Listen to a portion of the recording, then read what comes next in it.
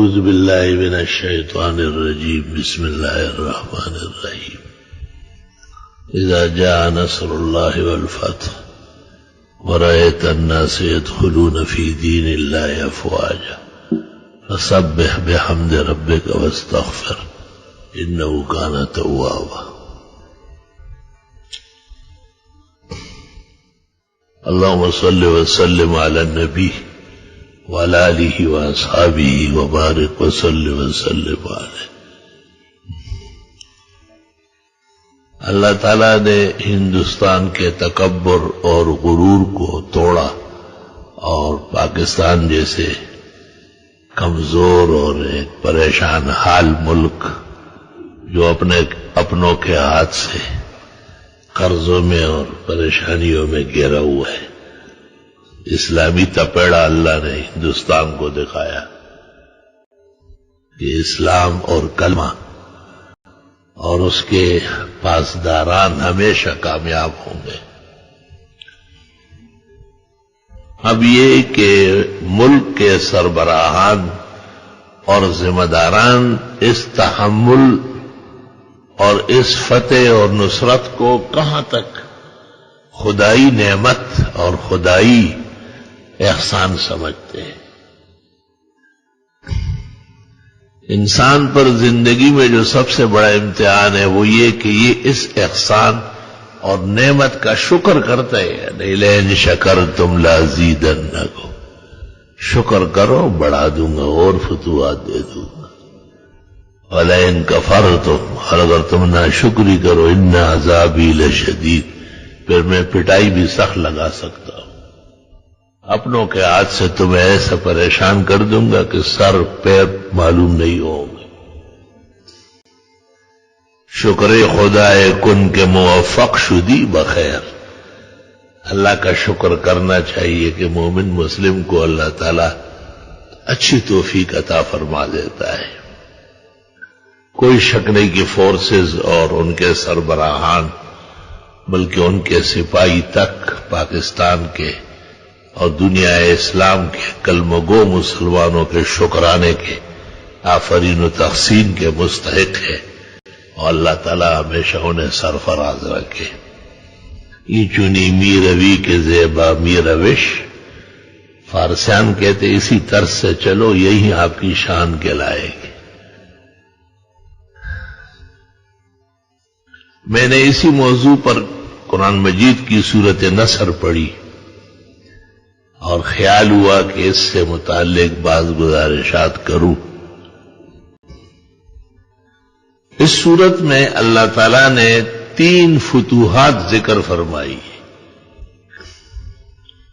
اور 3 نعمتیں بیان ہوئی ہے. اذا جاء نصر اللہ والفتح، ایک نصرت، دوسری فتح. اور آیت الناس يدخلون فی دین اللہ افواجا، آپ دیکھتے ہیں کہ لوگ جوک در جوک اسلام میں داخل ہو رہے ہیں.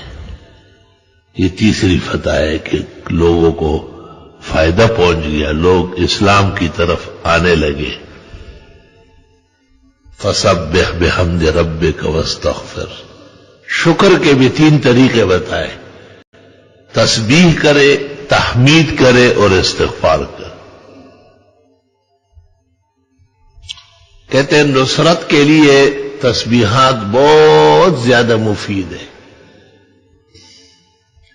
اور فتوحات کو دیر پا رکھنے کے لیے اللہ تعالیٰ کا شکر کرنا پڑے گا. حمد شکر کے ایک اعلیٰ قسم ہے. یہاں تک کہ مفسرین کہتے ہیں کہ اللہم لک الشکر سے بڑھ کر اللہم لک الحمد ہے. الحمدللہ رب العالمین. 5 سورتیں قرآن میں ایسی ہے جو حمد سے شروع ہے. سورت فاتحہ، سورہ انعام، سورہ کاف، سورہ سبا، سورہ فاتر.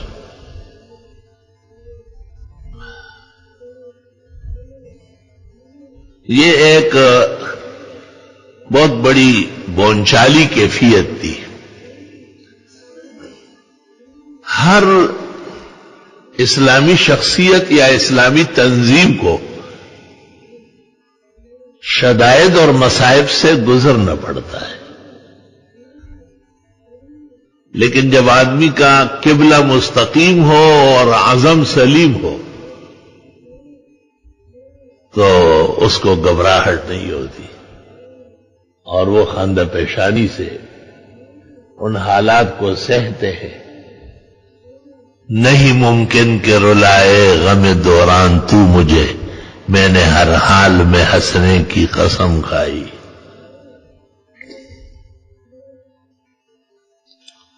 پیغمبر مرسل جناب نبی کریم صلی اللہ علیہ وسلم برحق پیغمبر مبعوث ہوئے، آپ کو اتنی آیات بینات دی گئی ہے کہ جمیع انبیاء و مرسلین کے جو معجزات ہیں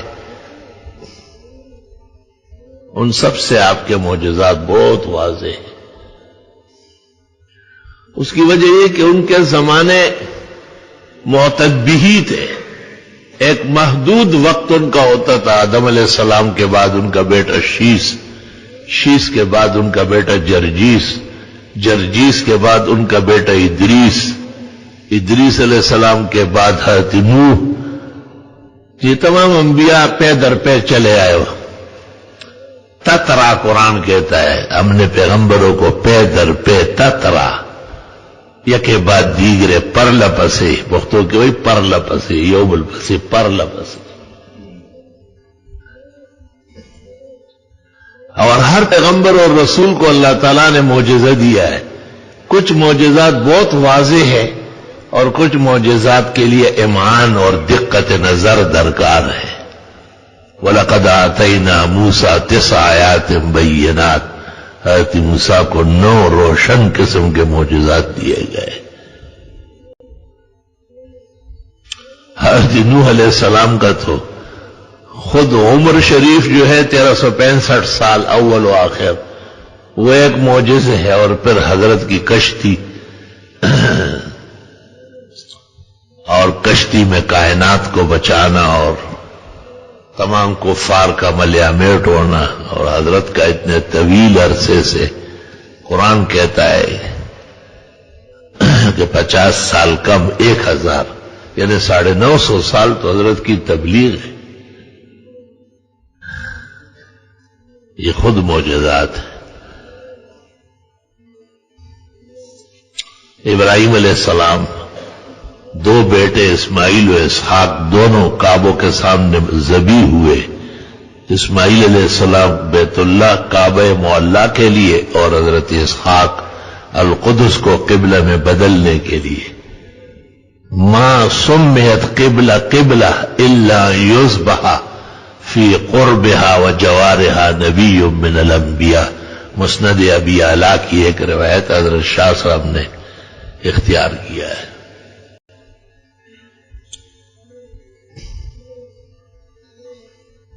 چونکہ اسماعیل علیہ السلام بی بی ہاجر سے تھے اور بنو جرہم میں شادی ہوئی، وہی قبیلہ آباد تھا، اسی سے آگے چل کر 800 سال بعد محمد عربی صلی اللہ علیہ وسلم تشریف لائے۔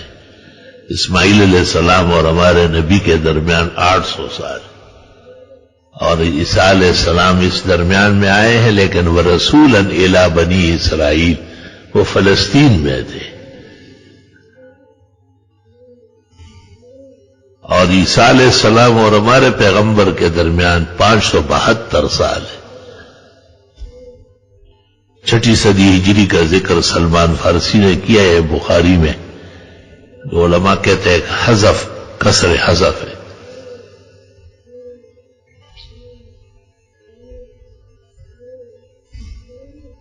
محمد عربی صلی اللہ علیہ وسلم اسماعیلی ہے، ابراہیمی ہے اور اسماعیلی ہے، اور اسحاق کو القدس کو قبلہ بنانے کے لیے وہاں پیش کیا گیا تھا۔ حضرت اسحاق کے بدلے میں بھی جنت سے مینڈا آیا تھا، اور اس کے سینگ بھی القدس کے سامنے لٹکے تھے، جیسے حضرت اسماعیل کے بدلے میں جو جنت سے مینڈا آیا اس کے سینگ خلافت عبداللہ ابن زبیر تک لٹکے ہوئے تھے۔ لیکن اسرائیلیوں میں اپنے اکابر اور بزرگوں کی یاداشت کا جذبہ نہیں تھا. ان کے ہاں انبیاء بھی بکثرت آئے، 70,000 کے قریب انبیاء بنی اسرائیل میں آئے.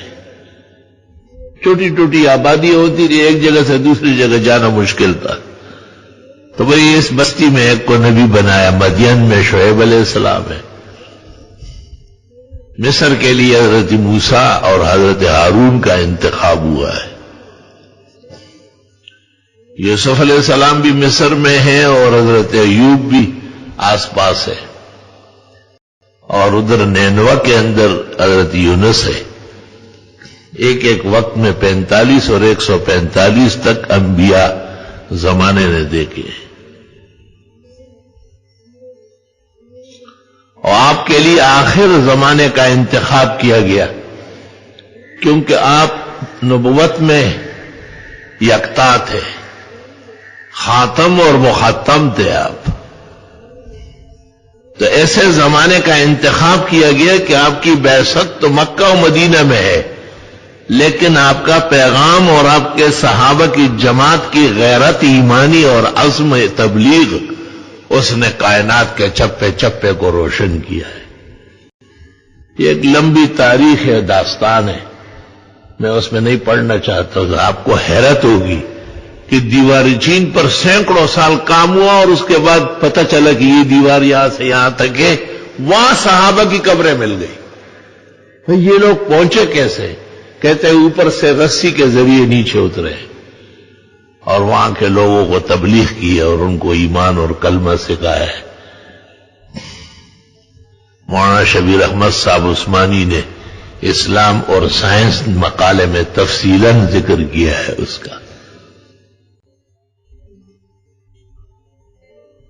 یہ کابل کے اوپر ایک دیوار ہے پہاڑ پہ، وہ صحابہ نے توڑا ہے، جتنا انہوں نے توڑا ہے اتنے ہی ٹوٹی ہے. آج تک دوبارہ کوئی ماں کا بیٹا اس کو توڑ نہ سکا.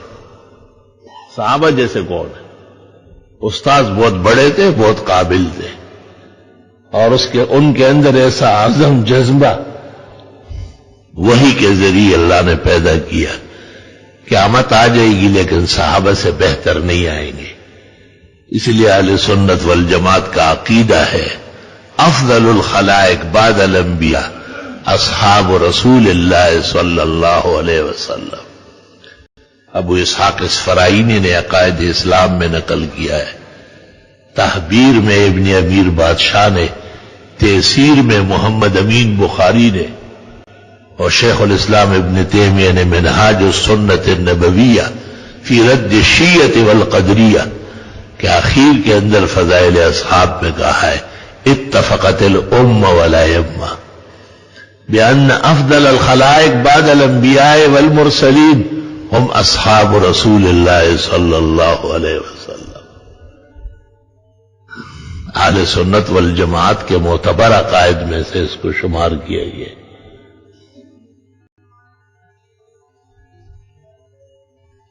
عبداللہ ابن المبارک امام ابو حنیفہ کے خاص شاگرد اور امام بخاری کے استادوں کے استاد ہیں. 181 ہجری میں فوت ہوئے. ان سے کسی نے پوچھا تھا کہ اویس قرنی اور عمر ابن عبدالعزیز بڑے لوگوں میں سے ہے، اونچے اولیاء ہے، اور معاویہ رضی اللہ تعالیٰ عنہ صحابی رسول تو ہے، لیکن ان کا عہد افتنان کا تھا اور ان کا زمانہ پرآشوب تھا. تکلیفیں بہت آئی ہے. پھر خاص کر ان کا نالائق نااہل بیٹا یزید، وقت کا ازلم، اس نے اور تاریخ اسلام کو نقصان پہنچایا ہے. تو عبداللہ ابن المبارک سے کسی نے کہا کہ یہ اویس قرنی اور یہ عمر ابن عبدالعزیز جو بہت اچھے اور نیک اولیاء اور بادشاہ رحم دل گزرے، یہ معاویہ سے اچھے؟ انہوں نے کیا تاریخی جواب دیا ہے. وہ جواب اہل سنت کا طر امتیاز ہے، آئیڈل ہے، مونوگرام ہے ان کا.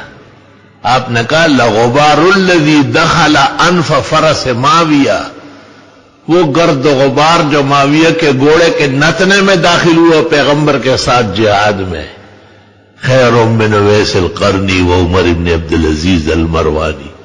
وہ گرد و غبار بھی عمر ابن عبدالعزیز اور اویس قرنی سے افضل ہے، کیونکہ اس گرد و غبار کو بھی صحابیت کا شرف حاصل ہے، اور یہ دونوں صحابیت سے محروم ہیں.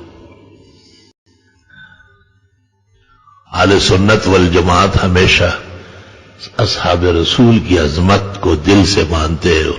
ایک لمحے کا صحابی کیوں نہ ہو.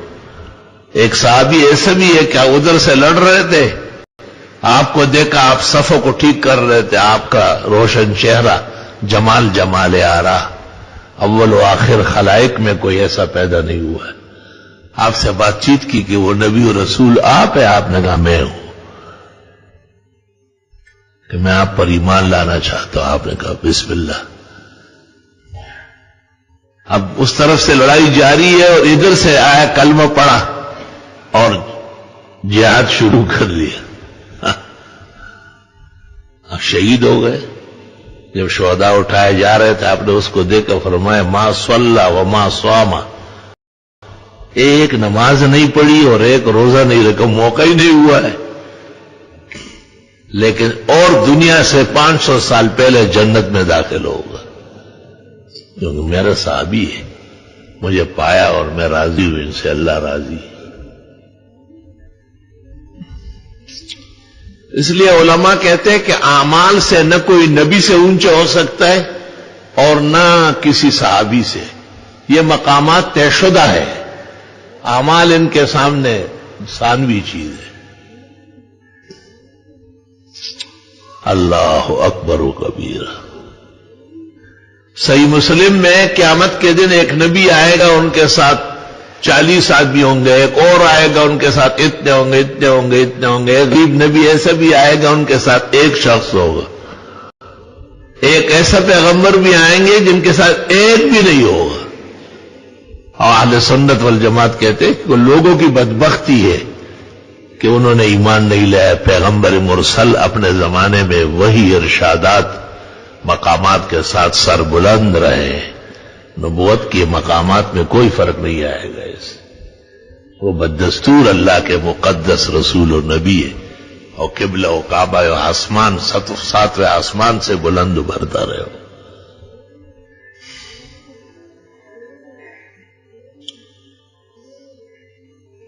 بہرحال اللہ تعالیٰ نے فرمایا کہ میری نصرت آ گئی اور مکہ فتح ہوا.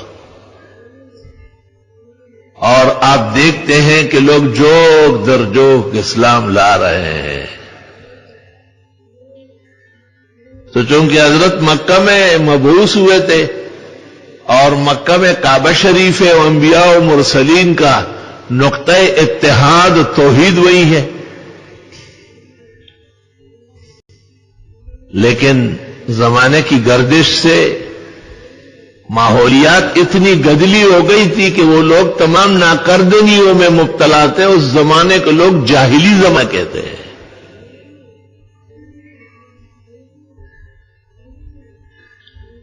بہت جاہل لوگ تھے.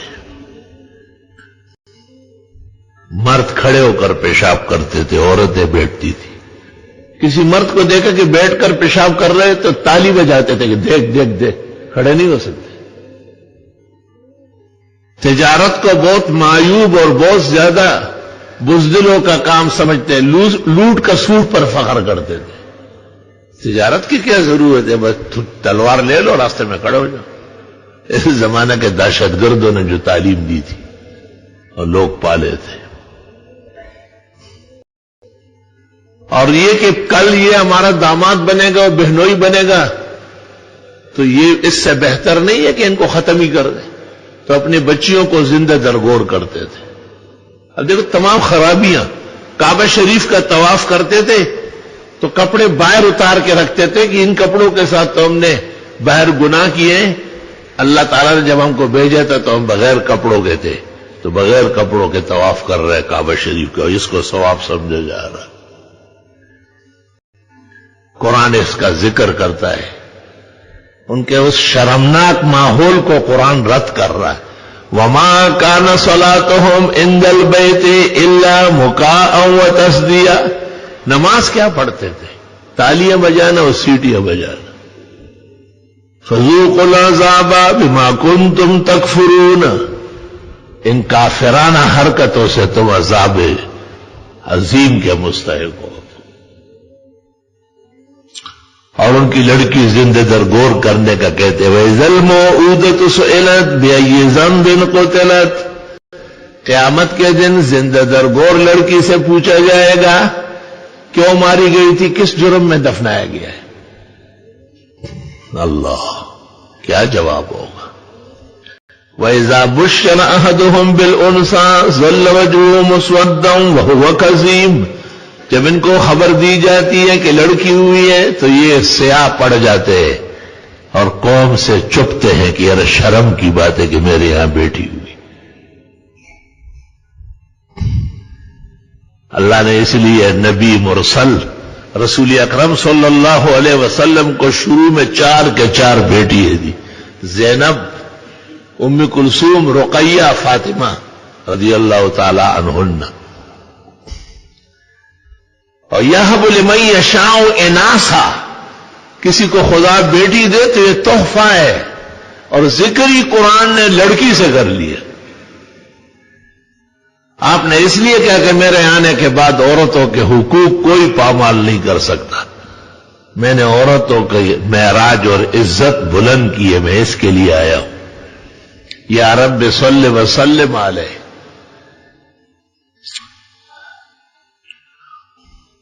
صوفیاء کے اسانید پر 2 روایتیں ہیں.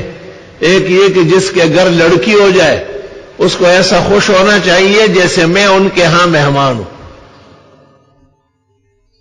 اور دوسری روایت یہ ہے کہ ان کے گھر میں ہر روز مہمان رہوں گا جب تک کہ وہ لڑکی پلتی رہی. ایسے ماحول میں اور ایسے احادیث پر ایمان رکھتے ہوئے کوئی مومن مسلم لڑکی کو برا سمجھ سکتا ہے؟ ایمان کھو بیٹھے گا.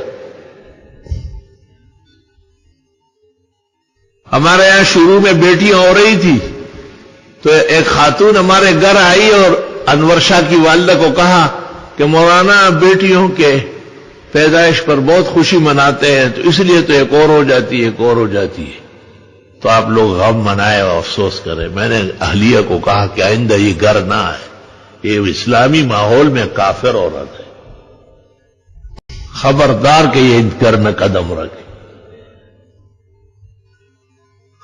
وقت جو مقرر تھا جب وہ آ گیا تو اللہ تعالیٰ نے محمد انور شاہ کو بھیج دیا. 4 بیٹیاں شروع میں، اس کے بعد محمد انور شاہ. حضرت کے بھی 4 بیٹیوں کے بعد محمد قاسم اور طاہر اور عبداللہ اور ابراہیم 4 بیٹے ہوئے. 37 بیبیاں ہیں، 17 منکوحات اور باقی کنیز، جواری اور ایما. عجیب بات ہے کہ آپ اتنے مصروف آدمی اور آپ نہ تھک رہے ہیں نہ کسی کام سے اکتا رہے ہیں. آپ 5 نمازیں خود پڑھا رہے ہیں. مشکل سے 2-4 نمازیں مل رہی ہے. ایک وہاں بنو عبد الاشل گئے تھے، مغرب میں عبد الرحمن بن عوف آگے ہو گئے تھے، اور دوسرے ابوبکر صدیق کو آپ نے کہا کہ آپ پڑھائیں، میری طبیعت ناساز ہے، اور یہ خدا کا حکم ہے کہ ابوبکر نمازیں پڑھائیں. اسی سے صحابہ نے بنو ثقیف ساعدہ کے اندر استدلال کیا کہ ابوبکر کو جب پیغمبر نے مصلی پہ کھڑا کیا تو خلیفہ بھی یہی ہوں گے. اور عمر نے مہاجرین و انصار سے پوچھا کہ تم اس کا جواب دے سکتے ہو؟ انہوں نے کہا نہیں، کوئی جواب نہیں. تو کہا پھر بیعت کر لو. عمر ہے، عمر جہاں ہو وہاں غیرت کی بارش ہوگی. توبہ کیا کرے آج بھی. حضرت عمر رضی اللہ تعالیٰ عنہ سے بھی لوگ ڈرتے تھے بہت زیادہ. تو جب خلیفہ منتخب ہوئے حضرت ابوبکر کے پاس ایک شخص آیا، اس نے کہا آپ دنیا سے کیا جا رہے ہیں، ہمارے لیے ایک آفت کھڑا کیا. لوگ آج کل بس تنظیموں سے ڈر رہے ہیں خواہ مخواہ کی. اول تو تنظیموں کو بھی اپنی ریاست کے لیے مسائل نہیں پیدا کرنا چاہیے، وہ حدود و آداب میں رہے. اور ریاست کو بھی آنکھیں کھول کے وہ قدم احتیاط سے رکھنا چاہیے. کہیں ایسا تو نہیں کہ اپنے گھر کو ویران کر رہا ہو. چند روزہ 2-4 دن کی حکومت جگ ہسائی کا باعث بن جائے گی. دونوں اعتدال سے رہے. جو لوگ کہتے ہیں کہ ہم اسلامی تنظیم ہیں، اسلامی تنظیم کسی کافر کے بھی دشمن نہیں ہوگی، کیونکہ اس کافر کو تو ہم نے تبلیغ اسلام کی دعوت دینی ہے. تو وہ زندہ و سلامت رہے تو ہم دعوت دیں گے، وہ کلمہ پڑھے گا.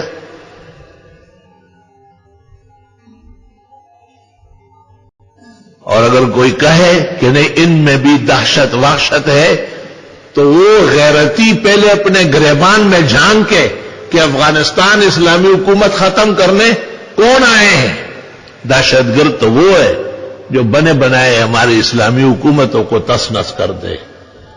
اور عراق میں کس کے توپ اور ٹینک اور نفری کلم کلہ آ کر ان کو آج تک اسلام کا نام نہیں لینے دے رہے. اور مصر اور لیبیا اور شام کے اندر انارکی اور افتنان کس کا پیدا کرتا ہے؟ کس کس کی زبان روک نہ جاؤں تیرے خاطر، کس کس کی تباہی میں تیرا ہاتھ نہیں ہے. ان کو چھپایا جاتا ہے زور سے، طاقت سے. یہ رد عمل ہے. آپ روز کہتے ہیں کشمیر میں ہی ہے، کشمیر کس طرح آزاد ہوگا؟ کچھ تو سوچ لو نا. باتوں سے آزاد ہوگا، واویلا کرنے سے آزاد ہوگا، آنسو گرانے سے آزاد ہوگا. اقدامات تو اسلام کے لیے ضروری ہے.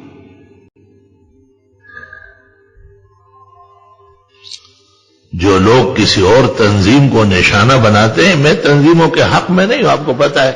میں صرف جمعیت علماء اسلام کو حق جماعت جانتے ہوئے بھی ان کا رکن یا ممبر کبھی نہیں رہا اور نہ بنوں گا. وہ اس وجہ سے نہیں، میں کمزور ہوں، عاجز ہوں، بیمار ہوں. مجھے اپنے درسیات سے اور محراب و ممبر سے اور موقع نہیں ملتا. لیکن دعائیں تو کریں گے اچھے لوگوں کو. اس لیے لوگوں کو خیال کرنا چاہیے. اور حکومت کے دن بہت کم ہوتے ہیں، اور حکومتی اختیارات اور ذمہ داریاں بھی بس چڑھتے سورج ہے، یکدم ڈوب جائے گا. ہاں پھر کیا کریں گے آپ؟ تو اس لیے بہت خیال رکھنا چاہیے. سب سے پہلے تو ان سے بھی درخواست ہے کہ جو اس ملک کے اندر جہادی تنظیم کے عنوان سے انہوں نے کچھ کام کیا، ویسے نہیں کیا ہے، کسی کے کہنے سے کیا ہے. اتنا کام کون کر سکتا ہے؟ یہ خودی بے سبب نہیں غالب، اور کچھ تو ہے جس کی پردہ-داری ہے. ہم چونکہ الگ تھلگ ہے، ہماری کوئی تنظیم نہیں، کوئی جماعت نہیں، میں یہی ادارہ ہے. ماہے چ نہ دارے مغم پیچ نہ دارے، لنگی زیر لنگ کے بالا، نے غم دزد نے غم کالا. اللہ مولانا کو اور ان کے رفقا کو توفیق دے کہ اسلام کا اقبال بلندی اور آگے بڑھا لے.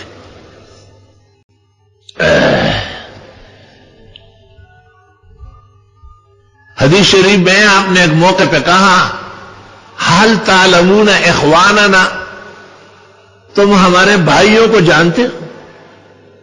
صحابہ نے کہا ہم. کہا انتم اصحابی، تم تو صحابہ ہو. صحابہ خود ایک مقام مرتبہ ہے. کہا ملائک ہوں گے؟ کہا وہ تو کھاتے پیتے نہیں ہیں، گناہ ہی نہیں کر سکتے.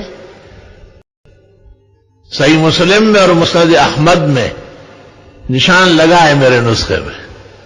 آپ نے کہا الذین یأتون بعدنا لم یرونا ویؤمنون بنا، وہ لوگ جو بعد میں آئیں گے 15ویں صدی کے مسلمانوں کو دیکھو کیسے ہندوستان سے پکنک بلا دیا، 1-2 گڑچے دے دیے اور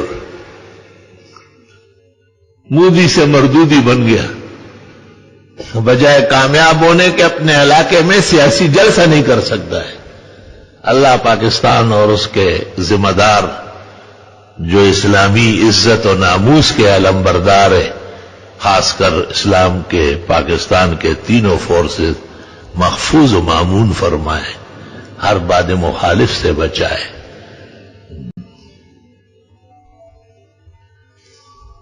اسی طرح اسلام کا اور کفر کا ہمیشہ جنگ ہوتا تھا. مسلمان کمزوری کے عالم میں ہوتے تھے، کوئی خاص چیز نہیں ہوتی تھی، اور کفر بہت ہی زیادہ نشے و غرور میں ہوتا تھا. جب ٹکرا جاتے تھے تو کفر تس نس ہو جاتا تھا، اور مسلمان ایسے ہی تلوار لے کر کے سیدھے آگے قرآن کو آگے بڑھاتے تھے. میں ہیرات میں تھا طالبان دور میں، مولانا یار محمد خان وہاں کے گورنر تھے. تو اچانک مجھے کہا اگر اجازت ہو تو میں آج کسی ایک وقت میں تبلیغی جماعت آئی ہے پاکستان سے، ان کے ساتھ بیٹھتا ہوں. میں نے کہا یہ کام کم ہے جو آپ کر رہے. کہ نہیں، امیر المومنین کا حکم ہے کہ ہر علاقے کے اندر جب تبلیغی جماعت آئے گی تو مقامی وزیر اور گورنر بھی ایک وقت ساتھ دے. میرے ساتھ مولانا سنجان صاحب محدث سرحد اور کافی علماء تھے. میں نے کہا کہ پھر ہم بھی چلتے ہیں. وہ بڑا خوش ہوا. کہا اچھا. ہم جو وہاں گئے وہ تبلیغ والے سب واقف تھے اور بہت خوش ہوئے. مجاہد اور فقیر کا بھی بیان ہوا اور ایک جشن کا سما بن گیا. تو دیکھو، چونکہ اسلامی روایات کے حامل تھے تو اسلامی روایات جن جن کاموں سے اونچی ہو رہی ہے، امیر المومنین نے گورنروں کو پابند کیا تھا کہ کسی بھی تبلیغی جماعت کو ایک وقت دینا ہے، کچھ بھی کرے.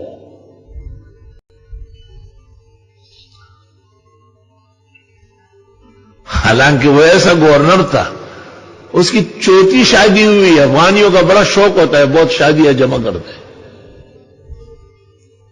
تو امیر المومنین نے کہا 3 تو تھی، چوتھی کی کیا ضرورت تھی. کہا حضرت کی بھی تو چوتھی ہو چکی ہے. امیر المومنین آج پڑا ویا ہوتا ہے خوبیٹو انم صبر و نکڑے شو.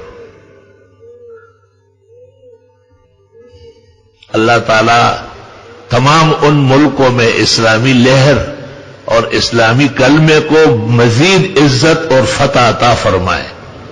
اور کوئی بہانہ بنائے کہ عراق اور شام، لیبیا اور مصر، چیچنیا اور بوسنیا، الجزائر، انڈونیشیا، ملائیشیا، کوسو، موریتانیا اور افغانستان اور پاکستان سربراہ اسلامی ملک. اس کے بعد جو بڑا ملک ہے وہ روح ہے، وہ کعبہ معلیٰ کا خادم، مسجد نبوی کا خادم، اس کے صفات و لیاقت سے لبریز ولی عہد. اللہ تعالیٰ عطا دیر سلامت رکھے اور مغرب کی سازش اور پنجہ افتنان سے بچائے رکھے. مسلمانوں پر فرض ہے کہ ان کے لیے دعائیں کریں اور ان کے لیے یہ دعا بھی کرے کہ وہ اچھے فیصلے کرے اور غلط فیصلے نہ کرے. انسان ہے. تو حضرت ابوبکر کو جو اس شخص نے کہا کہ من ولیت علینا، یہ کس کو آپ نے خلیفہ چن لیا؟ چونکہ عمر بہت مشہور تھے کہ یہ زوراور ہے، اور زوراور تو تھے عمر. پیغمبر کہتے ہیں کہ مجھے معراج میں فرشتوں نے عمر کا گھر دکھایا جنت میں، بہت خوبصورت محل تھا، اور میرا ارادہ ہوا کہ اندر جاؤں دیکھ لوں، لیکن عمر تیری غیرت یاد آئی، کسی کے بغیر کوئی کسی کے گھر میں نہیں جاتا، اس لیے نہیں کیا. تو حضرت عمر رو پڑے، بخاری میں ہے. اور آپ نے کہا آلے کا غار یا رسول، حضرت آپ کے خلاف مجھے غصہ آئے گا. تو حضرت علماء کہتے ہیں کہ پیر و شیخ ایسا ہو جو غیرت اور حیا کا پیکر ہو، اور مرید اور شاگرد ایسا ہو کہ سب کچھ قربان، تبھی کام چلتا ہے. دونوں کے ادا میں سبق ہے. شیخ استاذ، کوئی کہ یہ قلم آپ نے تعریف کی، اس نے نکالا، آپ لے رہے ہیں تو شرم نہیں آتی؟ کہے آپ کے ساتھ مناسب ہے. کوئی گھڑی ٹوپی آپ کو بہت پسند آئی، وہ تو اتارے گا کہ حضرت آپ کہے آپ کے ہاتھ پر، آپ کے سر پر مبارک رہے. میم زما و عرص زما، یہ کون سی انسانیت ہے؟ دینے کی صلاحیت پیدا کرو، لینے کی نہیں. دینا کمال ہے.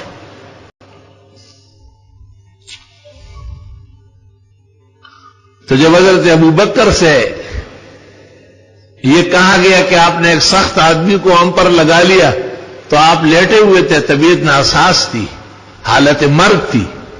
آپ نے اشارے سے کہا کہ بٹھا لو نا، تو تکیہ رکھ کے حضرت کو بٹھایا اور پھر فرمایا لو سئلت عنہ یوم القیامہ، اگر یہ سوال قیامت کے دن بارگاہ جل وعلا میں ہوا لاقولن، تو میں کہہ سکوں گا ولیت بعدی خیر الرجال، میں نے بہترین انسان کو اپنے بعد خلیفہ چنا ہے۔ تو لوگ تو ویسے ہی اسلامی لہر سے اسلامی عزت و ناموس سے گھبراتے ہیں، نہ اسلام میں دہشت ہے اور نہ وحشت ہے۔ جو واقعی دہشت اور وحشت کے مرتکب ہے وہ اسلامی تنظیمیں نہیں ہیں، ان میں اسلام کا بو موجود نہیں ہے۔ حدیث میں ہے رسول اکرم صلی اللہ علیہ وسلم اور صحابہ ایک سفر سے واپس ہوئے، سخت گرمی کا موسم تھا، اچانک ایک جنگل آیا جس میں گھنے درخت دور تک سائے، آپ نے صحابہ سے کہا کچھ آرام یہاں کر لیتے۔ ایک اچھا درخت تھا، بڑا گھنا اور ٹھنڈے چھاؤ والا، صحابہ کہتے ترکناہا لرسول اللہ صلی اللہ علیہ وسلم، سب نے اشارہ کیا کہ حضرت کے لیے رہنے دو۔ آپ نے بہت خوشی میں تلوار لٹکائی اور تھوڑی دیر کے لیے آنکھ لگانے کی کوشش کی، کہیں سے جنگل سے ایک اعرابی نکل آیا، دیہاتی بانڈچی، اور حضرت کی تلوار اٹھائی، اور حضرت کو کہا میں امنعک منی، کون بچائے گا؟ آپ نے کہا اللہ، تلوار اس سے گر گئی اور آپ نے لیا، اور آپ نے کہا میں امنعک منی، تجھے کون بچائے گا؟ وہ خاموش۔ آپ نے فرمایا آپ بھی اللہ کا ہے نا؟ جب اس نے کہا اللہ، آپ نے کہا جائے۔ تو دیکھو وہ سر لینے آیا تھا، آپ نے اس کو کیسے معاف فرما دیا کلمہ پڑھا کر۔ تو اسلام اور اسلامی افراد، وہ فرد ہو یا جماعت ہو، ان کا کام ہی اسلام کی سربلندی ہے۔ اللہ اللہ، تمام ادوار اسلام دیکھیں گے آپ تو یہی نظر آئے گا کہ اللہ کے نیک بندوں نے ہمیشہ اگر کبھی نصرت حاصل کی خدا کی، یا ملک فتح کیا ہے، یا ان کی کثرت ہوئی ہے، تو آپ نے اس میں نشہ نہیں کیا ہے، تکبر غرور نہیں کیا۔ آپ کا اعلان تھا انا نبی الملاحم، میں جنگجو پیغمبر ہوں۔ آج آپ زندہ ہوتے تو ٹرمپ کو دور بگا چکے ہوتے، کیونکہ آپ کے ساتھ وہی تھی، اللہ کی مدد ہوتی تھی۔ آپ کے سامنے اسباب مؤثر نہیں تھے، مسبب خود تھے، اور کہا انک بأعیننا ووحینا، آپ میری آنکھوں اور وحی کے سامنے کام کر رہے ہیں۔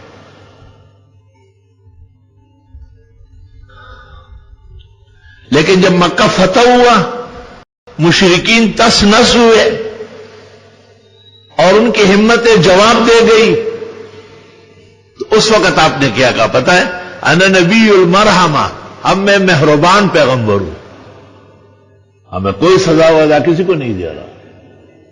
آپ نے کہا اقول کما قال اخی صالح یوسف ابن یعقوب ابن اسحاق ابن ابراہیم، میں وہی کچھ کہوں گا جو میرے روحانی بھائی حضرت یوسف یعقوب کے بیٹے اور اسحاق کے پوتے اور ابراہیم علیہ السلام کے پڑپوتے، انہوں نے اپنے مجرم بھائیوں کو معاف کرتے ہوئے کہا لا تثریب علیکم الیوم، آج تمہیں کوئی الزام نہیں دیا، یغفر اللہ لکم، اللہ تمہیں معاف کر۔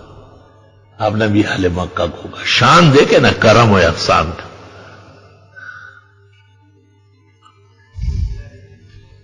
تو چونکہ تین نعمتیں اللہ نے عطا کی، اذا جاء نصر اللہ والفتح،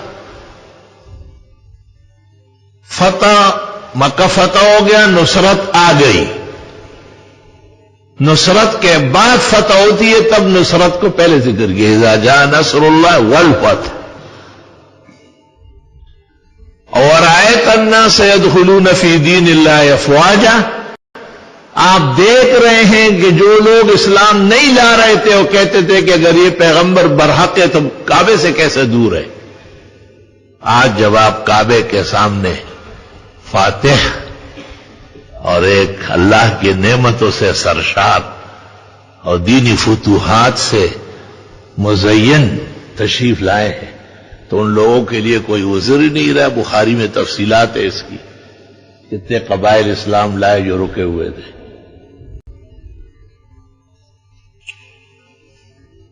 تو اسلامی سلطنت یا اسلامی ریاست، اس کی ذمہ داریاں 3 ہیں. اسلام کے لیے فتوحات حاصل کرنا اور خدائی مدد کو متوجہ رکھنا، اور جن لوگوں کو اسلام کے اندر مشکلات ہیں ان مشکلات کو ہٹا کر کے ان کے راستے ہموار کرنا کہ وہ آئے.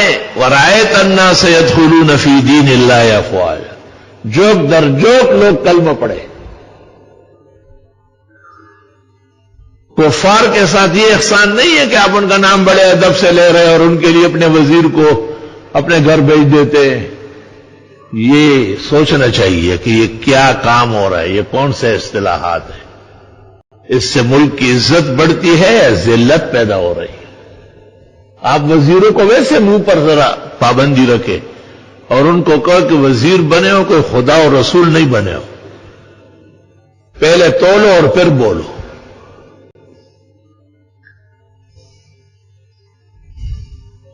اللہ اللہ. 3 کام جب حکومت وقت کرے گی تو وہ عین اسلامی حکومت ہوگی. اسلام کے لیے فتوحات حاصل کرنا، اسلام کے لیے خدائی مدد نصرت حاصل کرنا، اور اسلام لانے میں جن لوگوں کو جو دقت اور گرانی ہے وہ دقت گرانی ہٹانا اور انہیں اسلامیات اور اسلامائزیشن آسانی سے دینا. تو مدینے کی فلاحی ریاست تو خیر بنی جائے گی اور خلافت راشدہ آ جائے گا، لیکن ایک جمعے کی تعطیل سے تو آپ گھبرائے نہیں، اس کو تو کر ہی لیتے. گزشتہ جس شخص نے جمعے کو قتل کیا ہے وہ جیل میں مر رہا ہے لیکن علاج نہیں ہو رہا ہے. اس کو غصہ آیا ہے اور حکومت کو بھی ظاہر ہے ناراضگی تو ہے. اصل خدائی پکڑ میں ہے. وہ اس نے اپنے دور میں جمعۃ المبارک کی سرکاری حیثیت خاک کر دی اور مسلمان قوم پر عیسائی دن اتوار مسلط کر دیا گیا جو مغضوبین و ضالین کا دن ہے. اور جن مولویوں نے ساتھ دے دیے وہ بھی اپنا انجام دے کے ذرا وہ بھی بچیں گے نہیں. ہم تو ڈوبے ہیں صنم تم کو بھی لے ڈوبیں گے. تو تمہیں جلدی جمعہ بحال کرنا چاہیے تاکہ اس کی ہوا سے بچے، ان کی مشابہت سے بھی بچے. اور ملک نے کتنا انتظار کیا، کتنی خوشی منائی. اور حکومتی افراد کا یہ کہنا کہ یہ تو زیر غور نہیں، باعث صد شرم ہے، باعث صد دروگوئی ہے. اسلام کا ہر کام اسلامی ریاست کے ہاں قابل غور نہیں، مستحق کی فیصلہ ہے کہ جلدی اس پر آرڈر ہو جائے. تو اب سوال یہ کہ 3 نعمت اللہ نے عطا کی، فتح آ گئی، نصرت پہنچ گئی، کام ہو گیا، لوگ اسلام میں آئے. آپ کو کیا کرنا ہے اور ہمیں کیا کرنا ہے؟ فسبح بحمد ربک واستغفر، اللہ کی تسبیح کرے، تحمید کرے اور استغفار کثرت سے پڑھے. علماء دین کہتے ہیں کہ تسبیحات پڑھنے سے نصرت الہی متوجہ رہتی ہے. اس لیے بی بی فاطمہ نے جب خادم اور نوکرانی مانگی تو آپ نے تسبیحات بتائی، بھئی ٹھیک ہے یہ کرو نا، کام خود بخود ہو رہا ہے. ہم کہیں اوپر نیچے ہوتے تو کتنے خادم اور لوگ جان چھڑکتے. یہ 15ویں صدی میں ایک استاد، ایک عاجز فقیر دینی طالب علم کا یہ حال ہے. تو بی بی فاطمہ خواتین جنت کی سعادات، اور علی علی علی ہے، حیدر کرار، ان کو کہا کہ بس آپ تسبیحات رات کو سوتے وقت 33 33 34 پڑھے، سب کچھ کام ہو جائے گا. اور جب فتح ہو گیا مکہ، علماء کہتے مکے کا فتح فتح العالم ہے. فتح العالم جیسے کعبہ کعبۃ العالم ہے، پورے عالم کا کعبہ ہے وہ. تو بحمدی اب حمد شکر اللہ تعالیٰ کی بہت زیادہ کرنا چاہیے. اور جب آپ دیکھتے ہیں کہ لوگ آ رہے ہیں مسلمان ہو رہے ہیں اور یہ مسلمان ہو جائے جو بھی نہیں ہے اور ان کو اسلامی تعلیمات نصیب ہو جائے اور ان کو آسانی سے اسلام کی عزت عظمت اور ناموس نصیب ہو جائے تو آپ استغفار کریں. یہ استغفار کا ایک مزید فائدہ سورۃ نصر سے نکل آیا کہ ساتھی بڑھیں گے آپ کے، حمادین بڑھیں گے، مداحین بڑھیں گے، مطیعین و منقادین بڑھیں گے. وَرَأَيْتَ النَّاسَ يَدْخُلُونَ فِي دِينِ اللَّهِ أَفْوَاجًا. 3 احسانات اللہ نے کیے، نصرت بھیجی، مکہ فتح ہوا، لوگ جوک در جوک اسلام میں آئے اور 3 احکامات دے دیے شکرانے کے کہ اللہ کی تسبیح، تحمید اور استغفار بجا لائے تاکہ نصرت فتح برقرار رہے اور اللہ کی طرف سے مسلمانوں کو، پاکستانیوں کو، پورے عالم کے کلمہ گو مسلمانوں کو مزید آسانیاں نصیب ہو. وآخر دعوانا